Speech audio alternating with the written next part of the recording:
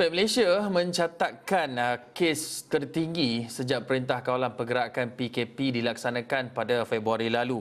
Iaitu semalam kita mencatatkan 287 kes positif merentasi seluruh negara, ada di Kedah, ada di Sabah dan juga di Selangor.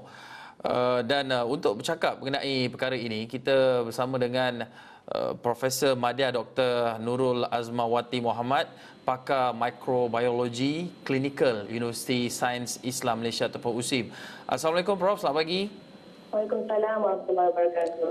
Prof, kalau kita lihat awal tadi saya ada mainkan laporan daripada ataupun kenyataan daripada Ketua Pengarah Kesihatan yang menyatakan bahawa peningkatan kes COVID-19 ini, di mana semalam adalah yang tertinggi pernah dicatatkan, merupakan permulaan kepada gelombang ketiga. Dan untuk kita memahami angka-angka ini dan risiko serta kesannya, macam mana kita nak bezakan di antara jangkitan ketika gelombang pertama dahulu dan gelombang terbaru seperti yang disebutkan oleh Ketua Pengarah Kesihatan? Okey, jika nak bercerita tentang perbezaan antara first wave dan juga third wave ni, saya bagikan kepada dua lah. Yang pertama mengenai virus ya. Kita tahu bahawa COVID-19 mula ditemui pada Disember 2019 kan. Kemudian kes pertama dikesan di Malaysia pada akhir Februari.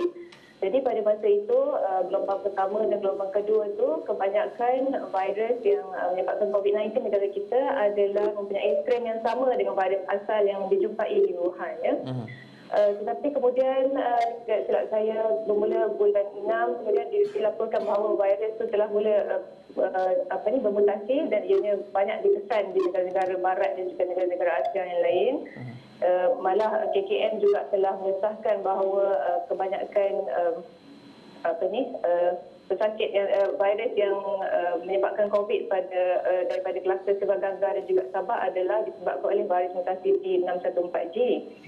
Jadi beza antara virus D614G dengan virus yang asal ialah virus D614G ini lebih mudah tersebar ya. Dikatakan bahawa ia 10 kali ganda lebih mudah tersebar. Kerana pesakit yang dijangkiti oleh virus yang mutasi ini selalunya mereka mempunyai viral load ataupun jumlah virus yang sangat tinggi di dalam tekak ya. Jadi kalau virus banyak dalam tekak, bila dia batuk bercakap, virus itu akan banyak tersebar di udara dan menyebabkan lebih senang orang lain dijangkiti. Walau bagaimanapun, virus D614G ini tidak menyebabkan penyakit yang lebih teruk. Maksudnya dia punya virulence. Virulence itu adalah sama dengan virus asal. Ya. Cuma dia mudah merebak tetapi penyakit yang disebabkan oleh virus mutasi ini tidak adalah sama dengan dia, menyebabkannya tak teruk. Ya. Okey, kemudian perbezaan dari segi pengurusan pesakit. Ya. Kalau kita tahu, kalau kita tengok virus sebenarnya dia adalah virus yang baru. Jadinya pada peringkat awal, doktor dan saintis belum benar-benar faham bagaimana virus ni menyebabkan penyakit. Maknanya bila virus masuk dalam badan kita, apa yang terjadi? Kita belum faham pada peringkat awal. Yang apa yang kita tahu pada peringkat awal ialah virus ini menyebabkan jangkitan paru-paru. Dan jika virus ini menjangkiti golongan berisiko seperti orang tua, maka mereka akan mendapat kegagalan paru-paru dan juga kematiannya. Jadi kalau kita tengok ada peringkat awal kan banyak kematian dilaporkan kan. Macam masa first wave, second wave pernah banyak kematian. Tetapi lately sudah kurang kan kematian. Sebabnya sekarang kita sudah mula faham apa yang virus itu lakukan dalam badan kita. Jadi pengurusan pesakit itu adalah lebih baik. Lebih banyak ubat yang digunakan dan pengurusan lebih baik dan komplikasi dapat dikurangkan. Ya, Prof, dalam masa yang sama bercakap mengenai virus ini dan mutasinya, kita lihat dia berubah daripada fasa pertama ataupun gelombang pertama hinggalah ke sekarang ini. Ada kemungkinan adakah terdapatnya kemungkinan bahawa virus ini boleh bermutasi lagi, mungkin dengan kadar kebolehjangkitan ataupun lebih mudah menjangkiti individu lain dengan kadar yang lebih cepat, tinggi, dan adakah ini satu perkara yang normal bagi ataupun perkara yang biasa untuk sesuatu virus itu untuk terus bermutasi di masa akan datang? Adakah terdapat risiko virus COVID-19 ini terus bermutasi dari masa ke semasa? Okey, ya. boleh virus yang menyebabkan COVID-19 ni iaitu virus SARS-CoV-2 ni adalah sejenis virus RNA. Kita kalau virus kita ada dua jenis, RNA atau DNA. Tapi kalau virus RNA ni memang sangat mudah bermutasi.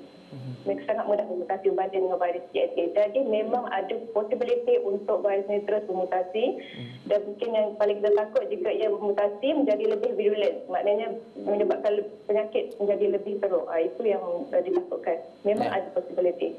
Dalam masa yang sama, Prof, apabila kita bercakap mengenai mutasi keadaan virus yang lebih mudah menjangkiti individu, adakah ini akan menjejaskan usaha untuk di peringkat global dan juga Malaysia dalam usaha untuk mencari vaksin? Kerana vaksin itu dibuat mungkin untuk khusus kepada virus tertentu dengan genom tertentu, tapi kemudian apabila ia terus bermutasi, adakah ini akan menjejaskan usaha untuk mencari vaksin COVID-19? Ya, ia boleh menjejaskan, boleh menjejaskan. Tapi apa yang saya faham vaksin yang telah dibangunkan ni, dia punya sasaran ni di pelbagai struktur. Maksudnya vaksin tu tidak tertumpu kepada satu sasaran sahaja. Ini adalah idea yang baik supaya contohnya kalau disasarkan kepada envelope saja, mungkin kalau ada mutasi bagi envelope, so vaksin itu tidak lagi berkesan. Tetapi vaksin sekarang ni dia mempunyai target yang pelbagai. Mungkin dari segi nukleus, envelope, tempat-tempat lain juga ada sasaran. Jadinya bila ada mutation satu tempat, vaksin itu masih boleh berkesan. Tapi yes, memang boleh mengganggu proses penghasilan vaksin yang efektif.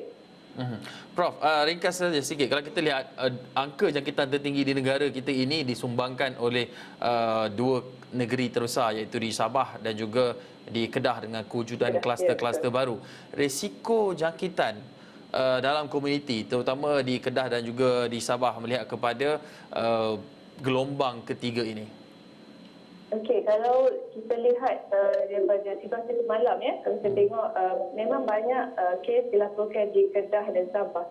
Tapi kalau kita lihat yang banyak tu adalah daripada kawasan yang terkawal Contohnya di Kedah adalah daripada kluster tembok dalam tahanan itu tak? Tahanan, dan kemudian di Sabah pun dalam camp juga.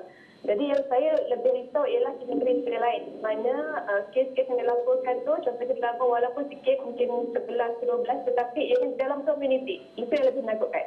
Sebab kita tak boleh kawal pergerakan mereka mungkin kita trace yang kita buat contact tracing tu mungkin tidak menyeluruh. Mungkin sudah ada banyak lagi sebenarnya yang telah dijangkiti tetapi dia ada simptom masih kita tidak boleh mengesan mereka. Itu yang lebih membimbangkan berbanding dengan Sabah dan Kedah. Ya. Terima kasih Profesor Madya Dr. Nurul Azmawati Mohamad, pakar mikrobiologi klinikal Universiti Sains Islam Malaysia, berkongsi pendapat dan juga pandangan berkenaan dengan gelombang ketiga ini.